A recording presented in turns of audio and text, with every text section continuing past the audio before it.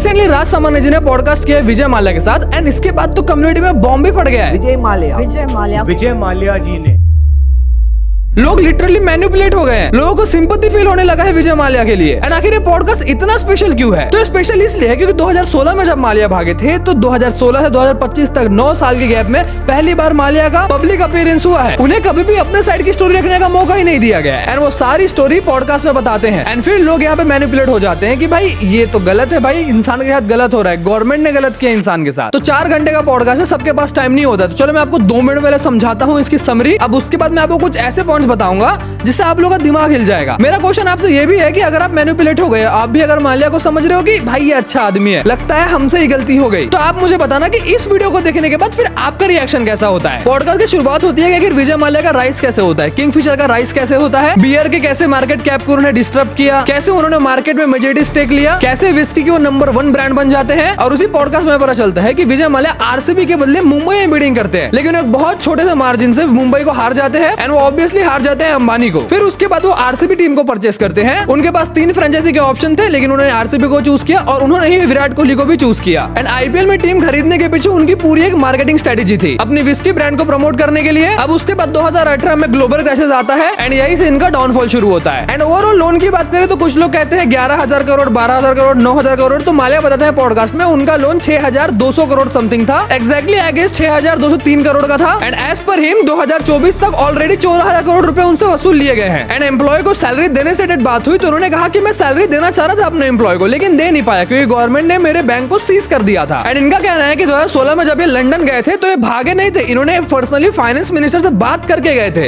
And जैसे वो London पहुंचे उसके बाद इनका पासपोर्ट सीज कर दिया एंड इनका ही नाम यूज करके काफी ऊपर पॉलिटिक्स करने की कोशिश की गई। इनका कहना तो ये भी है कि इन्होंने सेटलमेंट करने की कोशिश की, लेकिन सामने वाला रेडी नहीं है सेटलमेंट करने के लिए। एंड बैंक का कहना था कि अगर आपकी जगह कोई और होता तो हम सेटलमेंट कर लेते, लेकिन आपका सेटलमेंट हम नहीं कर सकते क्योंकि ऊपर से प्रेशर आएगा, गवर्नमेंट का प्रेशर है कि आपका सेटलमेंट होने नहीं देना है। अब 4 घंटे की पॉडकास्ट की समरी मैंने आपको 2 मिनट बताने की कोशिश की है ताकि मैं आपको आगे पॉइंट अच्छे से समझा पाऊं, क्योंकि बुरा लगता है यार आप इतने जल्दी ब्रेन वॉश हो जाते हो। भाई एक बंदा पॉडकास्ट में आया, 9 साल बाद पब्लिक फिगर में आया और वो जो बोल रहा है अंधे की तरफ विश्वास कर रहे हो। इतना तो आप अपनी बंदी की बात पे विश्वास नहीं करते, इतना तो आप अपने दोस्त की बात पे विश्वास नहीं करते, तो आप एक फ्रॉडस्टर की बात में कैसे विश्वास कर रहे हो? सबसे पहले आते हैं एम्प्लॉय वाले पॉइंट पे कि वो सैलरी देना चाह रहे थे लेकिन दे नहीं पाए। ठीक है भाई, आपका बिजनेस अकाउंट बैंक सारे सीज कर दिए गए थे, मानता हूं, बट जिस तरीके से आप बेचारा टाइप फील करके बोल रहे हो पॉडकास्ट में कि मैं देना चाहता था, मेरे को काफी रिग्रेट है कि मैं दे नहीं पाया, तो भाई कितना सिली पॉइंट है ये। पहले बता देता हूं कि इतना सैलरी पेंडिंग था 260 करोड़। 260 करोड़ तो माल्या का भाई ईयरली एक्सपेंडिचर होता होगा, ये $2.6 बिलियन नहीं है, 260 करोड़ है, तो उनके लिए कोई बड़ी बात नहीं है। उनके पास और भी तो कितने सारे बिजनेस मॉडल है ना। जब वो भागे तो क्या उनका पूरा बिजनेस बंद हो गया? नहीं हुआ। तो अगर सच में देना चाहते हैं तो वो ऐसे भी दे देते। वो अपने सारे फॉरेन के एम्प्लॉयज को पेमेंट कर रहे थे, लेकिन बस इंडिया के एम्प्लॉय को नहीं हुआ था। तो ये तो भाई एकदम बेतुकी की बात लगी मुझे। करने वाला भाई जैसे तैसे कर ही लेता है। अगर दूसरे बिजनेस मॉडल से पैसा नहीं उठा सकते तो आप कितने सारे प्रॉपर्टीज है, पता नहीं क्या क्या चीज है, भाई कर लो। 260 करोड़ ही तो है। जैसे हमारे लिए 2,600 रुपए है, वैसे उनके लिए 260 करोड़ रुपए है।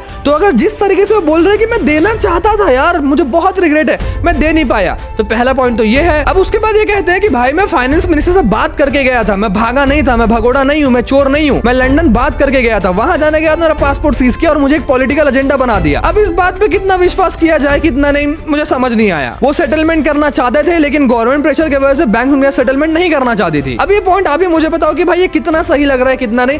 बात करें सेटलमेंट्स की, तो सेटलमेंट्स में दोनों साइड को, मतलब कि माल्या साइड को भी एंड बैंक साइड को भी एग्री करना पड़ता है नेगोशिएशन में। अगर बैंक कह रही है कि हमें इंटरेस्ट के साथ पूरा पैसा चाहिए, हम 1 रुपए का इंटरेस्ट भी नहीं छोड़ेंगे और उल्टा आपके ऊपर पेनल्टी लगाएंगे, तो आपको मानना पड़ेगा। ऐसे होगा सेटलमेंट, क्योंकि आपने गलती की, आप भागे हो। लेकिन अगर आप बोलोगे भाई मैं इंटरेस्ट भी कम दूंगा, पेनल्टी भी नहीं दूंगा, तो सेटलमेंट कैसे होगा? और इनका कहना तो ये भी है, मैंने तो पूरा पैसा रिपेमेंट कर भी दिया है ना। लोन लिया था 6,203 करोड़ का, पूरा रिफंड हो गया 14,000 करोड़ का 2024 तक। तो भाई तुमने पैसा दिया नहीं है, तुमसे जबरदस्ती वसूला गया है। तो जबरदस्ती करना और मन से देना दोनों में फर्क होता है। एक मैं तुम्हें क्वेश्चन पूछता हूँ यार, चलो SBI तो काफी बड़ी बैंक है, उन्हें 6,000 करोड़ से शायद उतना बड़ा फर्क ना पड़ा हो। उन पे क्वेश्चन उठा कि नेशनल बैंक में ऐसा हो रहा है, तो छोटे मोटे प्राइवेट बैंक का क्या होगा? चलो ये सब चीजों को बाजू में रखते हैं, मान के चलते हैं छोटा मोटा बैंक के साथ ये स्कैम होता है। SBI के अलावा छोटा मोटा बैंक कोई होता और 6,000 करोड़ का छोटे मोटे बैंक के साथ स्कैम हो गया और आपके मॉम डैड का पैसा उस बैंक में था, तो 6,000 करोड़ का जो लॉस है वो बैंक सह नहीं कर पाएगी, बैंक दिवालिया हो जाएगी, बैंक बंद हो जाएगा। और बैंक बंद होगा तो आपके मॉम डैड के आपके पैसे जो लगे हैं वो सारे डूब जाएंगे।